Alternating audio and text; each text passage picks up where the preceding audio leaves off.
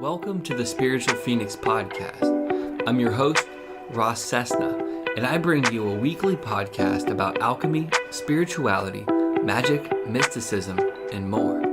Please leave us a 5-star review on iTunes, subscribe to our YouTube channel, and like our videos. All right, welcome everybody. We are joined by Serena Rose. Serena, how are you doing today?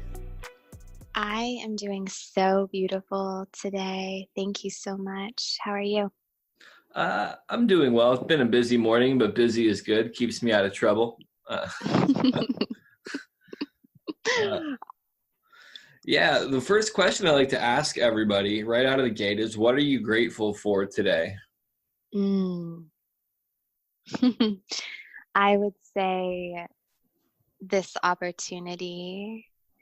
And before I actually answer that question, I just want to honor you for asking it, because that is a question that I ask everybody in my life often, and I replace the "how are you" question in day-to-day conversations with "what's made you happy today?" or "what are you grateful for today?" So my heart is very warm that you start your shows with that and ask that question. And so I just wanted to take a time to honor you for that and appreciate you. And to answer, I'm grateful for Mother Earth and the seasons that we're in, and for the collective consciousness. There is a rise happening right now, and it's really beautiful to be aware of and a part of, and to be here doing my part. So I'm just so grateful to be here. That's a very beautiful answer. And thank you for taking the time to honor that question. The thing for me is I find that so much conversation is really empty and meaningless. So it's important to ask like big questions, I feel like. And for me, the more I'm focusing on what I have to be grateful for, the better the quality of my life is, and the more likely I am to act on that gratitude. Because in my understanding, gratitude is an action word, which is shown by the actions that I take within my life. So I'm sure you can relate to that as well, right? Absolutely. Gratitude is what I visualize as a key. There are so many keys to life, and that is one that unlocks many doors. If you're ever feeling stuck or trapped in a certain place, there's literally always something to be grateful for. And there's silver linings everywhere, even simple things like having a toilet to use, the simple little things of life, whatever it is that you can find gratitude for in every moment, do that. Absolutely. Yeah, it's amazing to think of all the things that we do have to be grateful for. And my life has been very varied. And at one point, like one of the biggest moments of gratitude I can ever recall is eating this stale corn tortilla with tuna fish, which I'm not a big fan of, and it being like one of the best meals I've ever had in my life, because I was so hungry at that point, because I was homeless and all this. And I'll never forget that taco. It's as funny as that sounds. Yeah, I love that. And you kind of got into that a little bit before we started recording.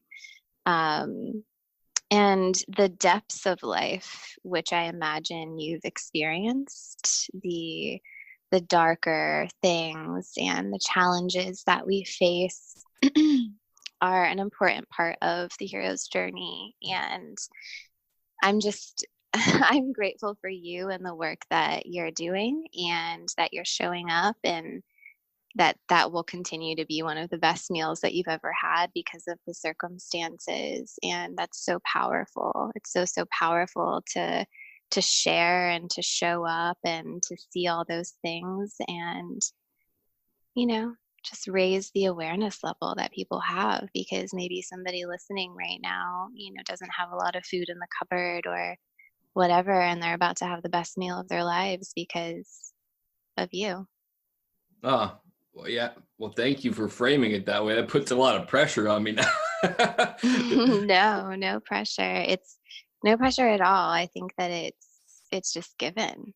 Hmm. It's easy. It's easy. That's something that I'm learning very much in my life right now is that it can be easy if you choose it to be. That perception definitely is key. The one last thing I want to say on gratitude, because it came up when you were talking about how somebody could have like hardly any food and really appreciate their meal. There's a quote that I'm going to paraphrase, and it talks about gratitude turning a meal into a feast, and a home into, I forget what it turns the home into. But regardless, like it just talks about how much gratitude can augment situations and amplify their meaning if you have the right lens towards reality. And I think that you touched on that. So let's start talking about you a little bit. I really don't know much about you because I like it that way to not know much about guests, as I've told you prior to our conversation. So explain to me who you are, what you do, and kind of what your mission is. Mm. So I am Serena Rose, and I am an influential leader. That is the first thing that comes up, and a spiritual guide and a power coach. So there's a number of labels and terms, and I struggled for a long time with how to answer that question. What do I label myself as? What feels good? And those things are what I've landed on. And I think that, we're all influential leaders. We all are leaving an imprint. And the imprint that I hope to leave is one of love and awareness. And what I do is I help people get to their highest version of themselves while they're here during this lifetime. And I help people tune into the power sources that are, what makes you you. So we have our mind, our body, our spirit, and then the closest external forces to us, which are our self expression, our communication, um, and our relationships. And so just bringing awareness to the remembrance of like the fact that everybody has power, like you are a powerful being. And when you're aware of that and conscious of it and tune into it and start recognizing where your power is leaking and the fact that you even have it and that you can attract things into your life by tapping into it is just a very beautiful process and journey. And I lead very much by example. I would say that I'm a catalyst for self expression. um, Hmm. we all are our own medicine, our own individual creative person, and we're all here for our own reasons. And I think society has, in a way, trained us to believe otherwise. We live in a system that is structured very much on comparisons and egos and money. Not that money is negative by any means, but we are kind of trained to focus on things that are outside of ourselves instead of focusing on ourselves. And so that is really my mission, is to help heal people, their hearts, and connect them back to their power. Hmm. Very, very beautiful answer. And I can see why our paths cross because we do similar work. Different approaches to the same end goal is what it sounds like, and highlighting different aspects of that journey and that whole process of bringing people to themselves. So that's very cool how that all works out. How did you get started on this whole path? Mm. Well, the first thing that comes up is I was born. That's always a good um, place to begin. yeah, I mean, we all are on this path. It's just whether you're aware of it or not. And how I got started in the work, I would say is my life is a little backwards. My life is a little backwards. I had a very challenging upbringing. I was held prisoner in my own home and abused, and every form of abuse that you could imagine a person to go through is something that I've experienced. And spirit was there for me. So I've had a connection to spirit and to the divine and to metaphysical beings since I was a child. And because I was held prisoner and was so contained, I didn't have friends. I wasn't allowed to talk to people because of the circumstances I was given. And so I talk to animals, I talk to trees, I do all of the things that, usually the way it goes is people live their lives and then later in life they get into the work and they have some story of an awakening or something that happened, and then they start, talking to trees and animals and themselves. And so my story is a little backwards in that way. And in my adult life, I definitely had a rebirth, and something that has landed me so deep into this work is just synchronicities of life and me listening and stopping and pausing and realizing, hey, this isn't working for me. What do I need to shift? This doesn't feel good. Something's not right.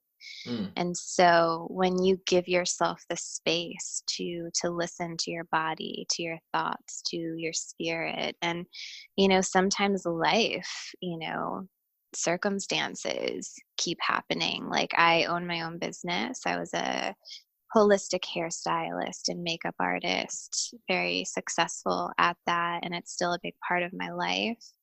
And I kept growing, and I got to the point in my career where I owned my own business and I couldn't go any further, and I kept hitting roadblocks with my growth, and I just kept hitting them. And I got to a point where I said, okay, maybe this isn't what I'm supposed to do. And it was draining me. And I somehow, even though I was in a very artistic, creative, carve my own path kind of career, I somehow got into this rat race mentality with it. And so life redirected me, and I went and spent basically all of my money on retreats and workshops. And I've always had these spiritual connections and gifts, and I just didn't know what to do with them. And so I invested in myself. I took risks. I pivoted my life and have completely transformed it by choice and through listening. And I say by choice, but it was almost as if, I didn't really have a choice. I didn't resist it. Yeah, there's a lot there that I can relate to in the sense of kind of having awareness of this when I was younger, and then transitioning into, for me personally, I kind of had to shut it off at certain points in my life, or it shut off and then it resurfaced out of necessity at one point. One of the things that I really want to ask about, since you mentioned that you're an entrepreneur, do you find that owning your own business is a great catalyst for personal growth and doing a lot of self-work that you never would have experienced otherwise? 100%.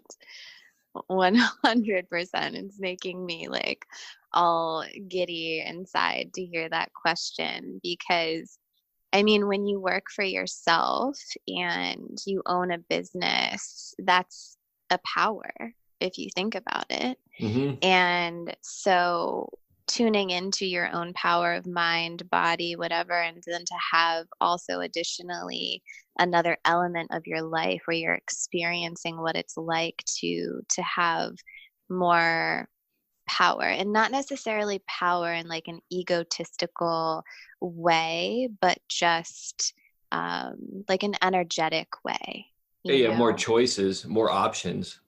Absolutely. It opens the doors to anything that your heart desires. And we are so fortunate to live now, to be alive right now in general, and in a time where everybody can work for themselves and own their own businesses and connect with people all over the world. Us right now sitting here being able to do this, like I'm sitting in the hallway of my apartment, you know, recording what I intend to hopefully be something magical, and that's just such a beautiful experience, and we're having it right now. And yeah, I very much, when I said I lead by example, I just want anybody that's listening to know that you are limitless. You are Hmm. limitless in your power, and you can do anything that you want to do. Anything.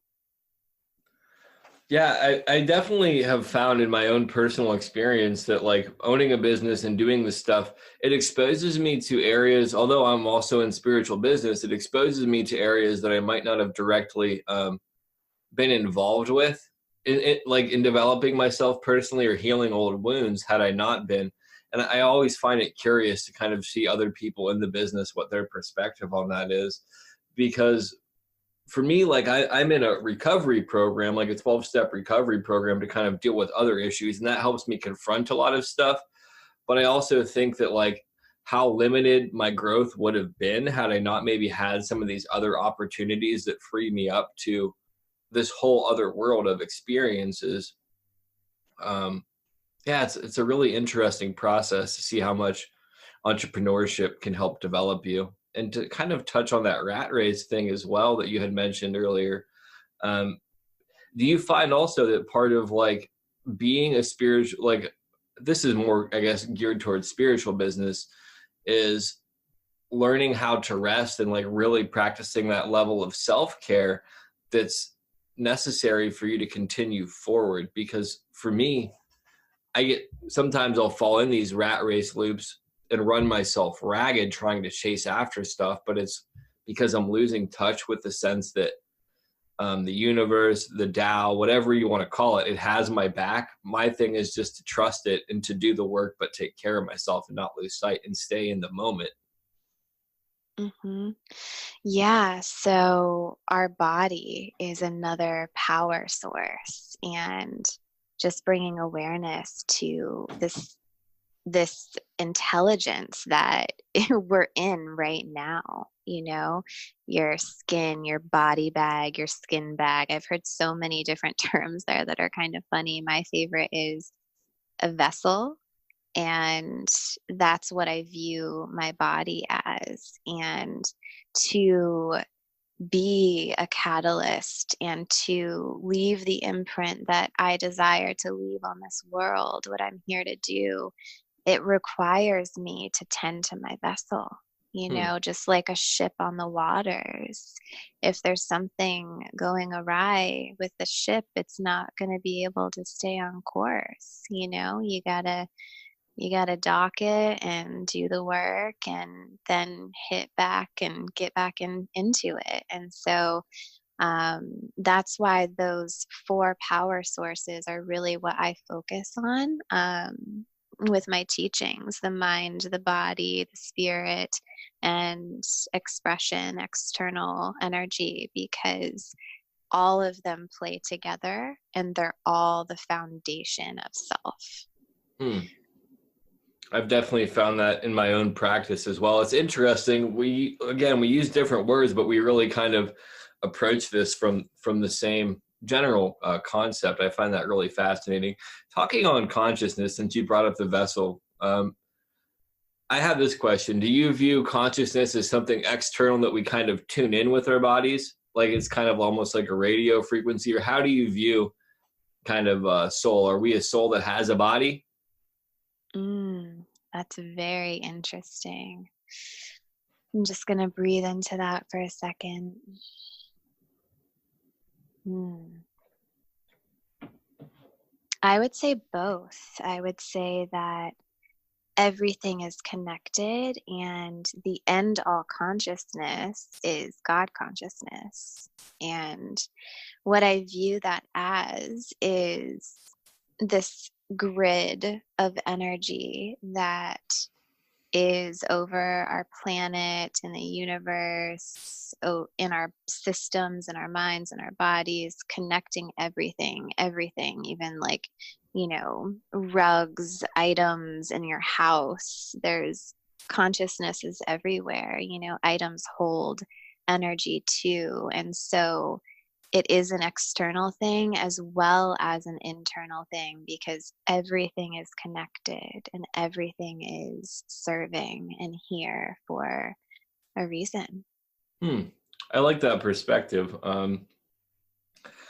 So that you have like an animistic worldview in the sense that you perceive everything as having consciousness, if I'm not mistaken. I guess my next question, I'm trying to think, I had it and I lost it. Let me think for a moment. Mm-hmm. Hmm. Yeah, while you're thinking, I also just want to add that it also is a frequency to tune into as well. And that's something that, like, you'll hear me speak of a lot. And some people get glimpses of that, they'll get to feel it and tune into it, and then it might go away because their awareness level goes away. And so I think it's both, to just fully and completely answer that question.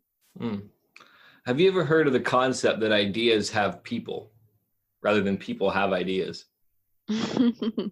Yes, and yes.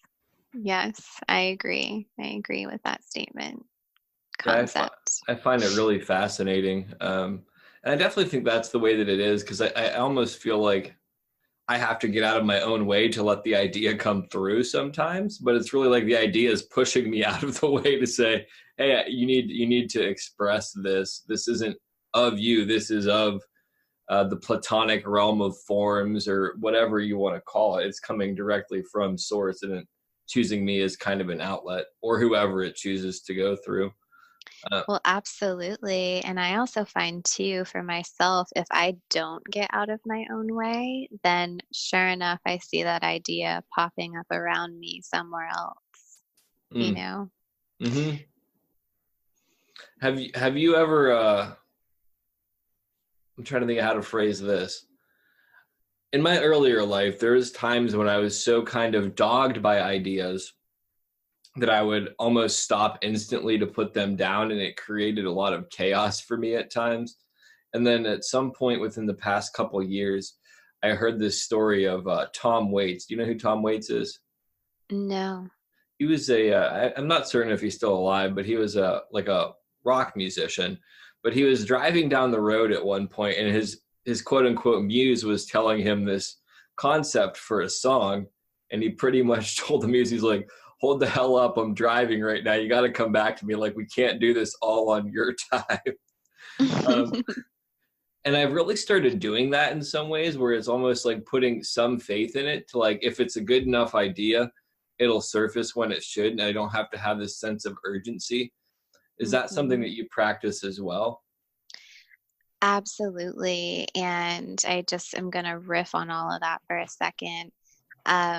So urgency is what I would say is attached to the rat race mentality, Mm, and that's attached to like getting out of your own way in a sense. And then I also want to bring back into this loop of conversation that living is easy, and it's easy. And when you're connected to your power, you can command spirit or your muse or whatever terms, you want to use, because you are a powerful being. mm. I think that's a good outlook. I mean, when you understand the concept too, that you're like a part of that divinity or something like that as well, it's more like having a conversation with elements of yourself. So it almost does kind of, I'm trying to think of how to phrase this properly. It's almost like your body signaling to you that you need to act or respond differently to a set of circumstances in order to achieve the best result, much like you'd be telling spirit, hold up, this isn't maybe the best time, but we can do this. Just give me a little bit of time. Right, absolutely. Just saying, like, I appreciate you, I honor this idea. Um, and let's pick this back up, at another time. And furthermore, too, this is very light, and I would say more on the positive side of the spectrum, with ideas and commanding things and talking to spirit, and, encouraging happenings in your life and building the life that you want to achieve. And I just wanted to point out that you can also command spirit on the negative side of the spectrum of things too.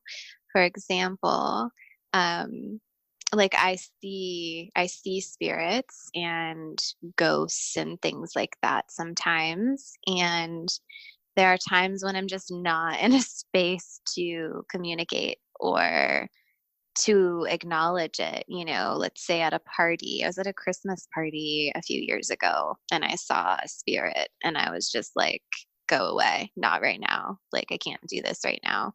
And the thing is our brains sometimes logistically cannot compute this idea that it exists. And so the initial physical reaction is to be scared. And even in the moment, in the car when he said, like, I can't do this right now, there's almost like this anxiety or fear attached to like losing the idea, like it going away. And so recognizing, I don't have to feel fear. I don't have to feel anxiety. And this is an easy process. And like, I've got this, and that you're supported, and whatever that looks like in any given circumstance, just trusting and knowing that it can be easy and everything's okay. And you can live the life that you want to live regardless of where you're at and what you're experiencing. Hmm. Yeah, that's a really good perspective. I mean, because for me, like really beginning to understand the concept of I have to respond to this idea immediately, it comes from this sense of being told by society, you only need one good idea or this one good idea, like this lack of scarcity around good ideas, first off. And then it's like self-defeating in the sense of assuming that I can't have other good ideas. And it's ultimately like I'm connected to this realm of infinitely good ideas. It's not like there's a limit on how many I get, and spirit's not going to get butthurt if I say like, hold on a minute, try not to crash this car, or like I'm right in the middle of something. Maybe not the best time. Spirit's like, dude, I get it. It's cool. Sorry, my bad. Yeah, I think there's like a bigger energy at play here, and that is that what do humans do most times is they're in search of something that's outside of themselves, whether it's, God or a relationship or attention or whatever it may be for each person. It's being in search of something outside of themselves. And my reality is just to go within and to allow, because when you stop searching and you just allow things to flow and you allow space to receive and to channel and to do all of that, then that is where the magic is. Yeah, it's interesting you bring that up. Allow was my word for last year, where I really focused on kind of letting go of the reins of my life so much. And so many good things blossomed from that overall. So we're coming up to 30-minute mark or so. We're going to take a quick break and then we're going to come back. I have some interesting questions for you, and I'm curious as to your response. So I'm curious for my response as well, and I look forward to it. All right. Thank you so much. Are you facing questions with no answers or seeking an escape from persistent problems? Then enlist the Oracle at Mushin. The Oracle at Mushin provides high-quality tarot and life coaching services at affordable prices. Quickly and easily book online with the link in our description. Our listeners get a 10% discount off the Oracle at Mushin's already low prices. Use code OFF10. That's OFF10. Seek the solution today.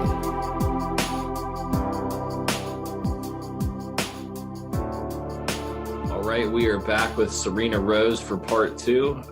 So right out of the gate on this second part, my question is going to be, out of all of your odd experiences, what stands out to you the most?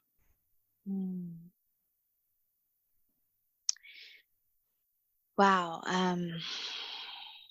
I would say the very first time that I ever saw a ghost.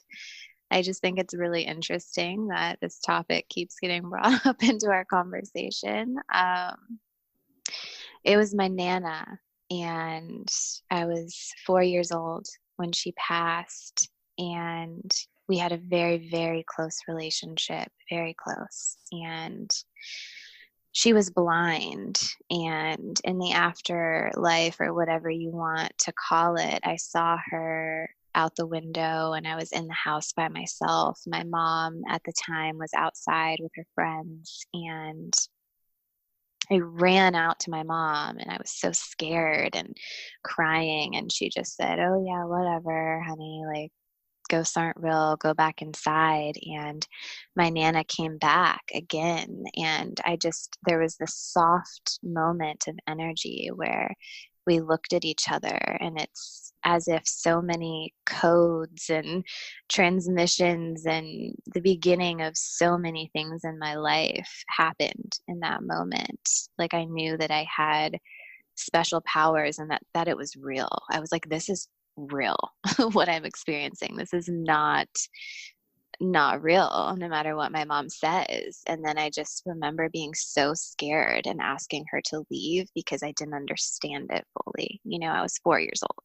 Mm-hmm. And I remember the look in her eyes, and she was almost traumatized that she had scared me so badly. And I might start crying in this moment, but I've always thought about that and just wanted her to know that, like, that happened for a reason, and I'm grateful for it. Like, I don't want her soul to ever think that she traumatized me. Oh, she knows she didn't. I'm sure Mm-hmm. I'm sure there's awareness of it.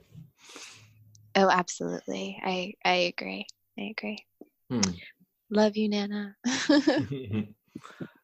I guess my next question would be, because that experience stands out on its own. Like, I feel like you encapsulated it well, and there's no real other questions I could ask about it.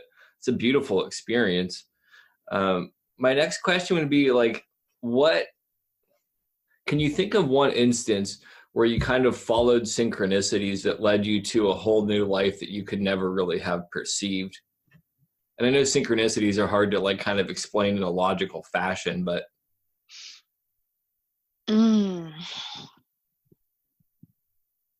Yeah, so this is a beautiful question, and it's also one that I just answered on another podcast interview, actually. And to kind of stick to the same rhythm of that drum, I would say the synchronicities are alive around us every day and every moment.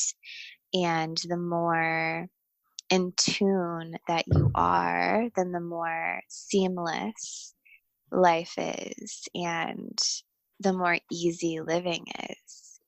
And so, hell yeah, I followed synchronicities. I follow them as much as I possibly can, because the more that you do, then the easier life is, the more opportunities that come your way. And it's just opening your mind, opening your field, opening your heart to receiving them and seeing them. There's this quote we hear all the time: there are no such thing as coincidences. And I really believe that. And I believe that more and more as I experience this life. I think that our society has coined things as crazy with a negative connotation. And, I remember being on this path and someone saying to me, Serena, and I'll never forget this. They said, Serena, don't pay too much attention to all the messages from spirit and all the signs that you're receiving and so on and so forth, because you will lose it. Like, you will lose your mind. And that scared me to hear that. I was like, whoa, am I going to lose my mind? But there's all of these messages and synchronicities all the time, and I see them, and I'm aware to them, and you know it's beautiful. And so it's just, again, allowing yourself to see it and to receive. Yeah, I definitely relate with that. It's interesting that somebody said that you would lose your mind, just because my past with mental health and stuff like that, it was almost kind of resisting acknowledging some of them, which caused me to lose my mind. And there's this quote by Hunter S. Thompson, which is he's talking about the edge. And he says, the only people that know the edge are the ones that have gone over. I think there's so much truth to that, that like, in order to like know your limits with how much you can and can't have, you have to push the limit. And at a certain point, you have to have faith, like you obviously do, that whatever you believe in can navigate you through it. Because one of the biggest things I've had to come to terms with is, while I do have power in some senses, ultimately I am not the most powerful force out there. There's something that's looking out for me and kind of guiding me on my life. So I have to kind of there's a line in the Joe Walsh song, I got a limo ride in the back. Like, that's what I try to remember to do. Just ride in the limo and kind of look at the signs that are coming up as my driver takes me to where I'm going. And granted, it's not always that easy for me, but that's kind of what I strive to do.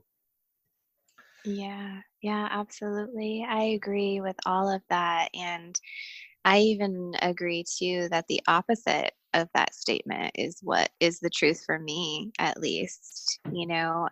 Again, not acknowledging the synchronicities and not following them and seeing them is where I could see myself losing my mind.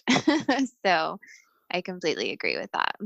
Yeah, absolutely. Just to kind of touch on that a little bit further, after I had my whole first experience with kind of awakening and all of that, I guess is what I'll call it.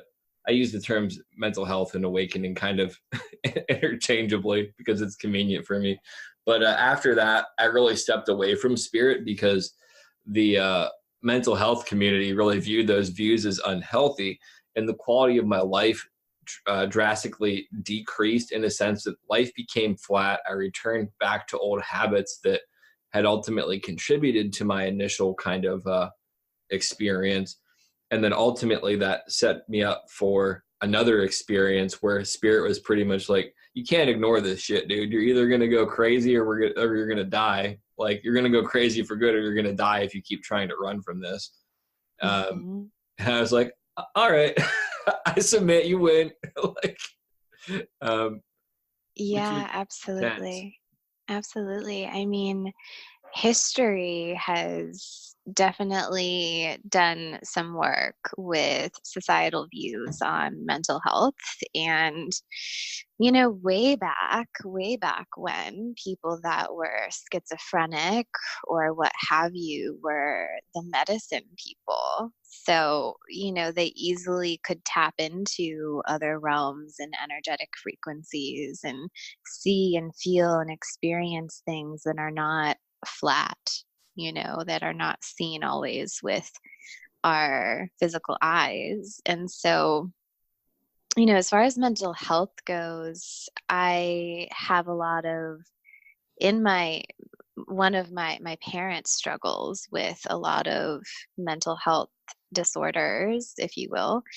And it's something that has been kind of hanging over my head my entire life. And it's part of why I didn't speak openly about my connection to spirit for so long, Mm. is because I thought, oh my gosh, everybody is going to think I'm crazy. Like, my parent, and lock me away. I can never speak of this.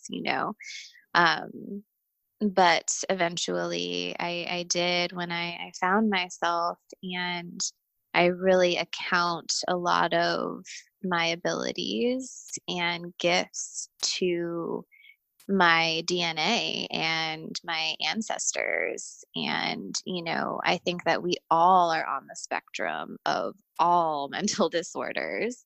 It's just how alive they are in our person. It depends on other circumstances, but I think that we all have, to some varying degree, like bipolarism or schizophrenia or depression or whatever, and certain things will cause it to flare up more than others at certain times in our lives.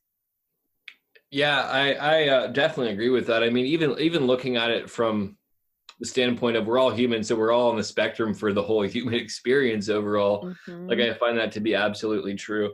And in my own personal opinion, I think that people that can't admit that they have some mental disturbances from time to time are probably the craziest sons of bitches out there. Because like there's no reasonable way that that's Yeah. not the case. And then the other thing for me is like finding that in order to actually confront a lot of the conditions that I have had, I had to use a lot of things that are talked about openly in spiritual circles, which I found fascinating. Like just my diagnoses in general, bipolar, borderline personality disorder, and all of this. To deal with those, it's a combination of mindfulness, which is obviously helpful. Like earthing is one of the things I was supposed to do. Eating health, fresh, whole foods is like another thing. All good life advice, but also things in circles, like spiritual circles. And one of the things that blew my mind the most is the symptoms of those conditions are almost directly correlated with spiritual gifts in lots of ways too, which to the uninitiated or unexperienced is very easy to say, well, that's just your illness, framing it that way. But like in borderline personality disorder, I forget the way that the symptom is described, but it's essentially describing empathy or being empathic rather. It's Mhm. ridiculous. Like the more that you pull at those threads, the more there is. Mhm. It's really of the concept that magic is kind of hidden in plain view, and it falls into this whole Mhm. Peter Pan concept of all you have to do is believe. Mhm. Absolutely.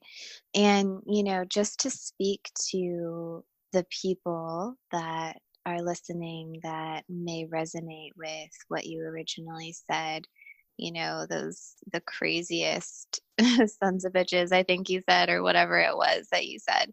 Um, my heart really does go out to those people, because it's denial, and it's not feeling safe to speak. And so, there are so many things out there, and if somebody hearing this is struggling or thinking like, yeah, I do have these thoughts or these experiences and I deny it, or I'm not comfortable saying it, you're not alone. You're never alone. Everybody experiences their own versions of things, and you're provided for, and you're here, and you're safe, and just lean into community, to circles, to this podcast, whatever it is that speaks to you and helps you open up a little bit more. Mm. Baby steps are arguably the most important steps that we take as humans. And yeah, and I agree with you. The framework of mental health and how it's structured, there's a balance, and I'm really proud of you for doing the work that you've done and continue to do. So thank you for showing up and spreading awareness, and I'm just feeling immense gratitude for you for that. And openly talking about it, like how inspiring is that? Thank you so much. I want to just say one thing about like the crazy son of a bitch thing. Like, I don't mean that like I don't have empathy for them. I just feel that there needs to be like honest dialogue about it. And I think that that's one of the things that sometimes gets diluted in the spiritual circle in Mm-hmm. particular, is people feel so compelled to say everything nice and soft, Mm-hmm. that it actually loses a lot of meaning in the message. And for me, it's like, I understand inherently from choices I've made in being that person at times in my life, that there's enough punishment in those actions and attitudes that nothing I could say or do could ever beat those people up nearly as bad as they do themselves. Mm-hmm. And just for one example, I normally don't talk about politics, but like Donald Trump, for example, I feel bad for the dude seeing how he lives. Like, I'm not going to say he doesn't make me angry, but he's somebody that like I genuinely feel sympathy for. And I hardly ever feel sympathy for people because it's kind of demeaning. But there's also like a level of empathy there. Um, because that's a hard road to travel, and not being able to actually tap into your higher self, or your truth, I guess, being disconnected from your truth. Mm-hmm. Absolutely. I I hear that, and I love that. I love that we're having this conversation because that's something for me that I've struggled with personally too, is accepting and allowing my fire and, the depths of my being and the not so pretty fluffy rainbow stuff, I love the term spiritual gangster. Like, that is something I really identify with, because as much as I can hold sacred space and be a healer and an intuitive and all of these things, it's also like I will also throw punch you, if necessary. And so, um, yeah, I love that you're touching on that. And there needs to be more radical honesty in the world. That's what I see as radical honesty. Whatever your truth is, like, it feels so good to set it free. Yeah, I completely agree with that. And that's one of, I hate that I always come back to this topic, like just speaking freely, but it's something I'm so passionate about. I see so many people focusing on the sunny side of spirituality that they sell their spiritual development short because they never do the shadow work necessary to progress to new heights. Because for me, in my personal experience, part of getting a more clear signal to source, or a deeper connection to spirit, is relative to clearing off that channel. And the stuff that's blocking that channel is a lot of the dark stuff that people don't want to talk about. And when Mhm. people say I'm healed, or like they're so carefully choosing their language that they can't have authentic conversations, they're actually limiting themselves from growing. Yeah. Yeah, I agree. And I love the phrase framework. And conscious language is something that I really, really study, and it has helped me so much. And just having framework that I can turn to use as a map when I'm exploring shadow and communicating things to people that may or may not be on the same level of understanding of that side of things as I am, because that's challenging. Our society, in a way, um, we're, I want to say, supposed to like shut up and, shove it down. And, everybody just wants you to be happy and have kids and go about your life. And that's not the truth for me. The truth for me is to set it all free. And what's coming up is a conversation that I've had with my dad actually recently. I was able to set a truth free to him that I've been carrying with me for a very long time. And, his reaction to all of that was that he just wants me to be happy, that he just wants, when does the healing stop? And it's like, I know that I'm crying. I know that I'm crying, but I'm happy. And this is just part of the process. And so being able to communicate in a conscious way, like, yes, I am aware that my body is exuding this energy and producing tears and all of this stuff. And I'm going here. This isn't a normal conversation, quote unquote, but it's happening Hmm. and it's okay. and it's more than okay. It's beautiful.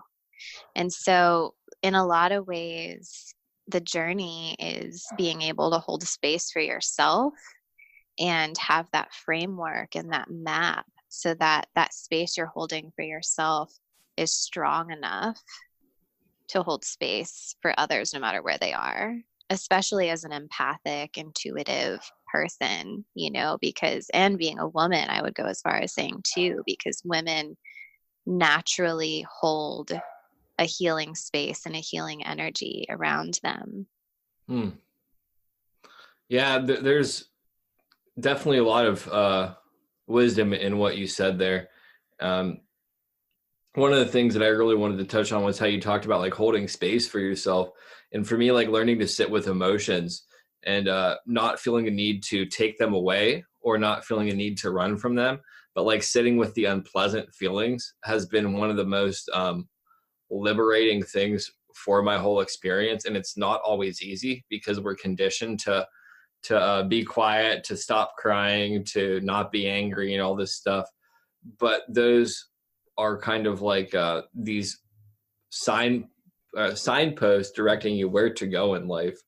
I guess my Mm-hmm. next question to you is going to be: have you noticed that kind of the map of actions that you have to take or that you are taking in your spiritual development changes at times? Because there was a time for me personally, just as an example, when I had to be very conscious of all the words that I used and the charge of them, but then that became less important than the charge, than focusing on language became less important than the fact that I was like micromanaging every word that I said at one point. So I had to ease back off of it. Do you notice that there's kind of like this shifting direction in your development? Yeah, absolutely. And I am not going to sit here and say that I have figured that out by any means because um, my ship changes course often. And a lot of coaches and people that I'm even working with right now continuously drill into me like consistency. And I understand the energy involved in consistency, and what you put out there comes back to you. So if you want something in your life, every day you practice it, you put energy there, you put time, you put attention. Of course, it's going to attract it into your realm because you're literally putting it there. So I understand the consistency and the gifts that it brings and practices and stuff. But life is ever evolving and ever changing. And so if something's just simply not working for me then anymore, then I recognize that and I move forward and I move along. Mm. And, my path is one where I'm carving my own way. I'm carving my own way. And it's an interesting journey to take. Absolutely. Yeah, you have to, in my experience personally, fluidity is important because you can be consistently doing stuff but still be fluid in how it goes. Like the consistency in my life is focused on development and currently kind of rooting into my business and expanding. And where that takes me, just like a branch can continually grow on a tree, it doesn't mean that it's going to consistently grow the same direction based upon how the wind is or where the sun's at or any of that.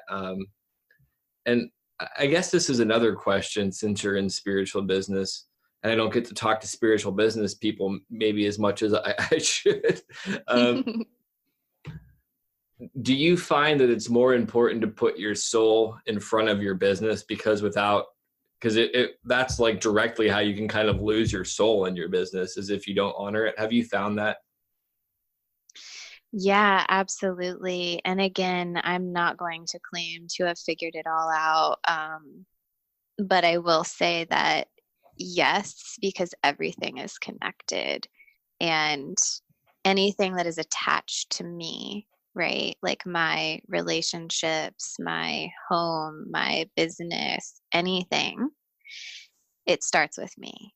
And so if something is not right within me, then that energy radiates outward. Just like any, business environment. Like if the boss is in a poor mood, more than likely employees are going to end up in a poor mood, Hmm. So listening to yourself, and again, just having the space for yourself to hear and to receive is so vital. But I also think like it's a dance that you do, right? Because if you're not aware, then like okay, so let me gather my thoughts. So there are a lot of rabbit holes that I could go down, a lot, because of the amount of traumas and experiences that have been negative that I have had. And so there are times where I have to say, you know what? Is it necessary? Is it necessary to go down this rabbit hole? Like, Hmm. is it going to serve me? And sometimes it does serve, and sometimes it doesn't. And so that is what I call like the power of discernment. And so in any given moment, I can discern like, is this going to be good for me or is it not? And you just check in with yourself, and everything is energy. So if I have a day full of calls and I had a traumatic experience the night before, I can check in with myself and say, you know what? Is this going to work for me? What can I do? How can I serve myself? Because if I'm not serving myself, I'm not serving anyone, you know? Absolutely. Yeah, having an honest dialogue with yourself and understanding you can't pour from an empty cup is critical. I definitely agree. Yeah, absolutely. Um, I want to bring up one other thing that I glossed over earlier that I thought that you might enjoy. Have you ever heard of the concept of drifting? I would like for you to explain in more detail what it is that you're So, speaking to. absolutely. Because I think that this might be something that you've probably done or something that you would do. It's something that when I was turned on to it, I recognized I had maybe unconsciously done at times. Um, but essentially, it's kind of going for a walk in a city or wherever, um, with setting the direct intention of seeing signs, like going out with a question in mind, maybe making some kind of offering for spirit, and then letting your intuition direct you, to where it wants to take you. Yes, I have done that. The term that I use for that is a meditation walk or a meditation journey. So I make it a whole experience for myself. Hmm. Um, so yes, I do that. And originally, when you used that term, I thought that it was going to be in the direction of spiritual bypassing. Um, Yeah, I and hate so that shit. yeah, yeah. So I'm just kind of sitting with like, wow, that's not at all the direction that went. So I'm so glad that I asked for clarification. Yes, yeah, certainly. Yeah, I like the concept of drifting, just because it kind of gives like this cool.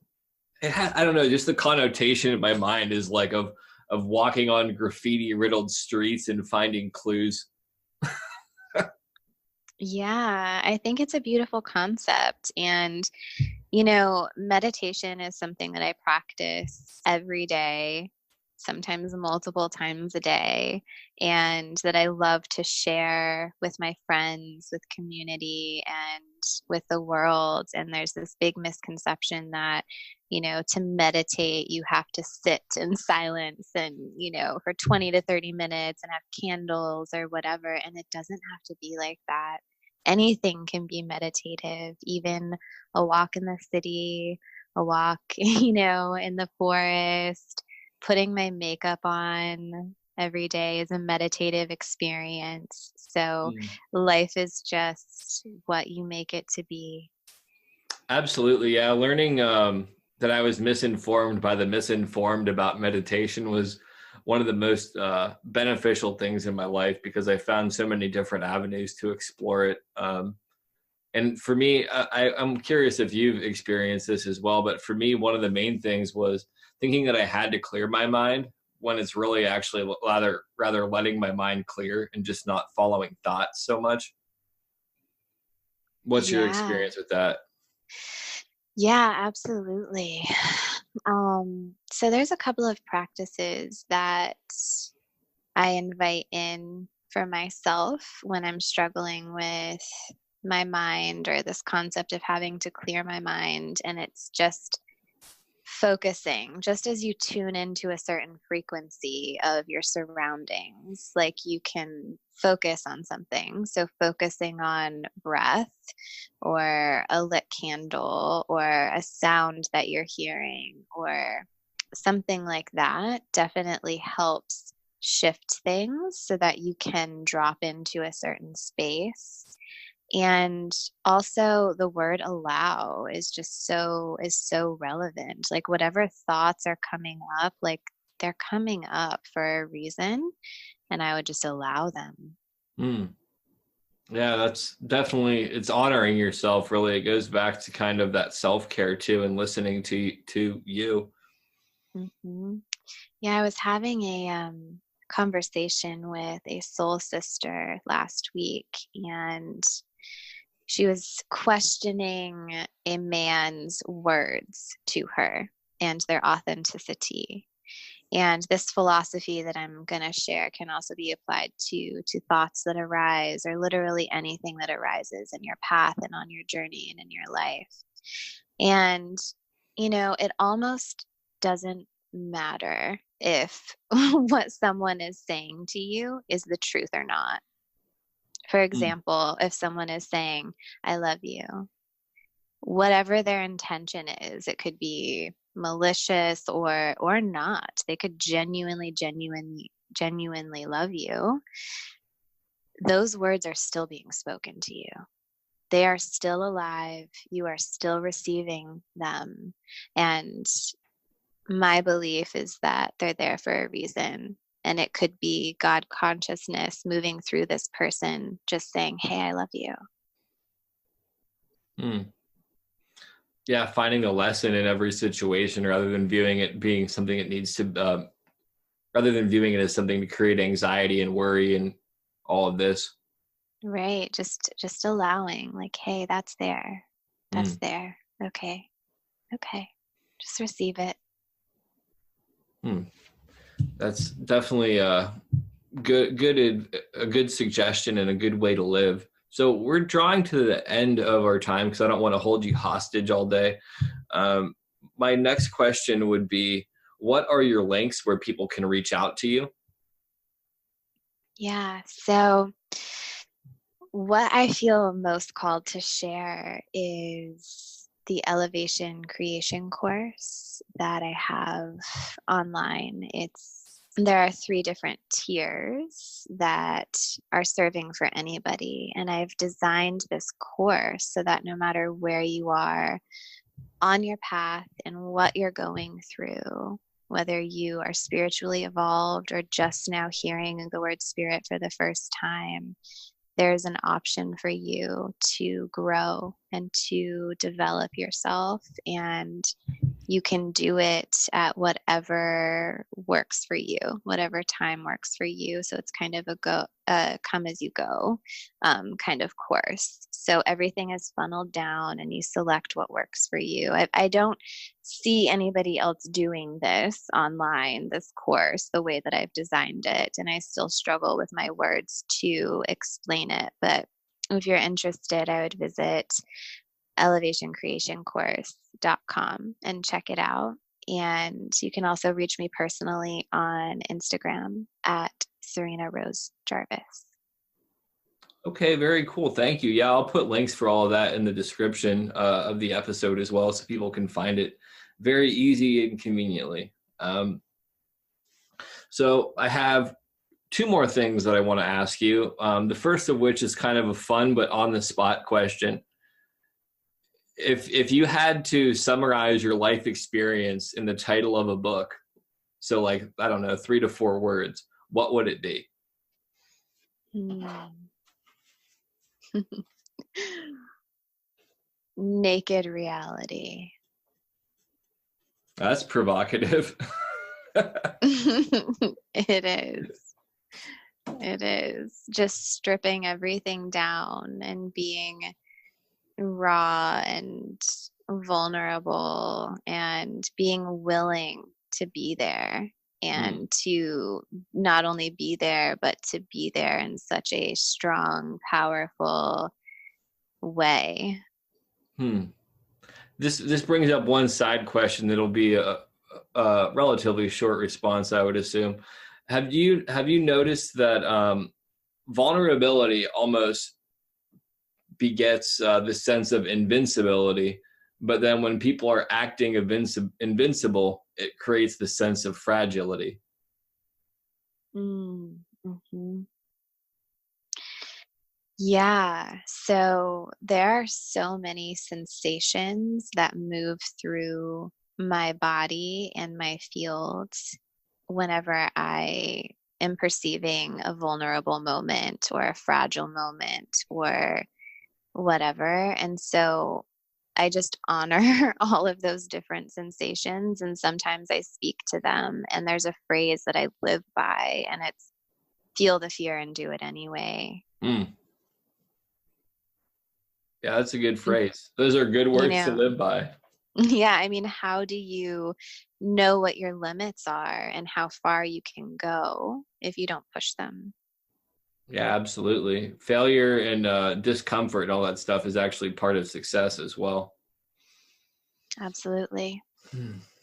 So I like to let my guests end the show in their own words. You can say a prayer if you want. You can do a meditation. You can close it however you want. But before I give you that opportunity, I just want to say thank you for taking the time.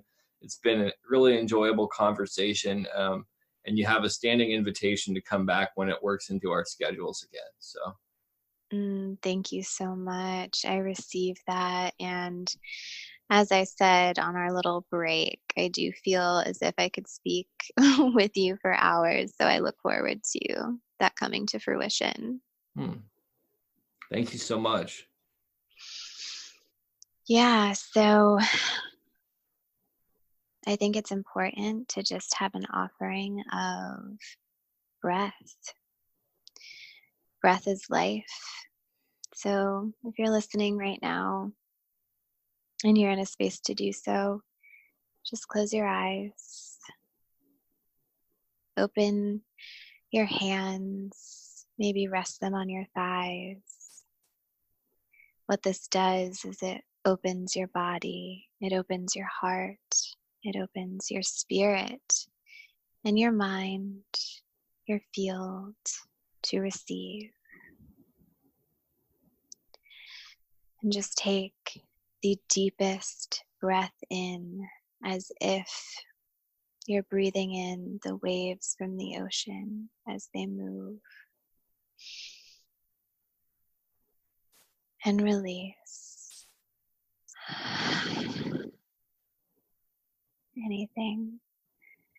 anything that's not serving you, just as the ocean does on the shore.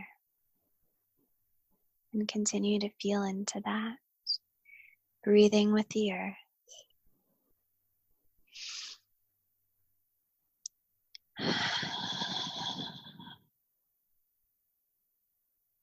You are loved, you are seen, and you are heard. Thank you.